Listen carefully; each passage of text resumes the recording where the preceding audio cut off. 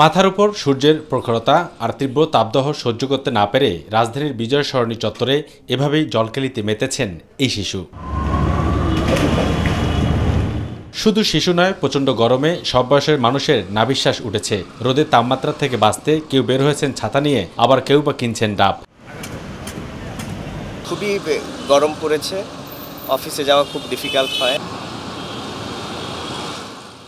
কারণ বাতাসে জলীয় বাষ্পের আধিক্যের কারণে জনজীবনের অস্বস্তি ক্রমেই বাড়ছে। তবে সবচেয়ে বেশি বেকায়দায় পড়েছে গতরখাটা নিম্ন আয়ের মানুষজন। কমে গেছে আয় উপার্জনও। বড় কষ্ট হইতেছে, পড়ানো স্থির লাগে, তারপরে পানি পিপাসা লাগে, তারপর ক্লান্ত লাগে। যেভাবে আয় করার কথা সেইভাবে আয় আমাকে হয় না। এরকম তাপ আর কখনো দেখি না, প্রচুর তাপ, আমাদের অনেক কষ্ট হইতেছে গাড়ি চালাতে।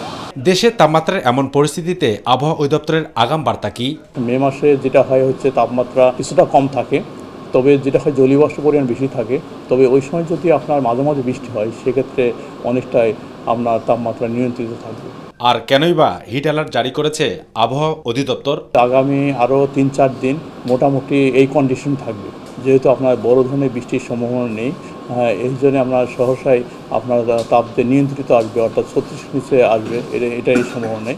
অবু সৈয়দ অপু, মাই টিভি, ঢাকা। এদিকে দেশের মধ্য অঞ্চল ঢাকা।